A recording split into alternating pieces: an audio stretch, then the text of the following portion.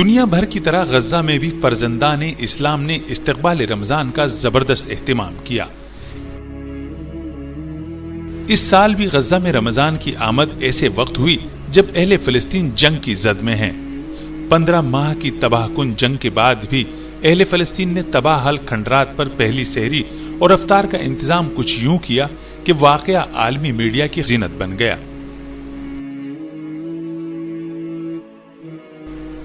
ایک طویل ترین میز پر سینکڑوں فلسطینیوں نے مل کر پہلا افطار کیا۔ فلسطینیوں نے بوسیدہ گھروں اور کیمپوں میں چراغاں بھی کیا۔ مسجد اقصی میں تراویح بھی ادا کی گئی۔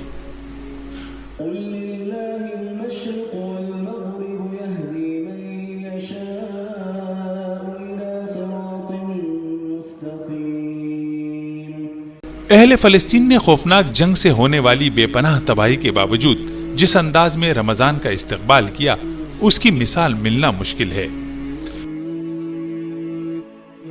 اسرائیل اور حماس کے درمیان جنگ بندی کے معاہدے کا اگلا مرحلہ اگرچہ ابھی تک واضح نہیں ہوا، لیکن رفح کے علاقے میں فلسطینیوں نے ان تمام باتوں کو نظر انداز کر دیا اور ملبے کے ڈھیر پر رمضان کا پہلا روزہ اجتماعی طور پر افطار کیا۔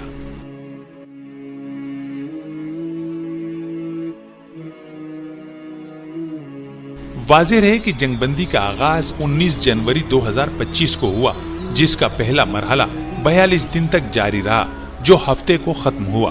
یہ جنگ بندی معاہدے میں شامل 3 میں سے پہلا مرحلہ ہے۔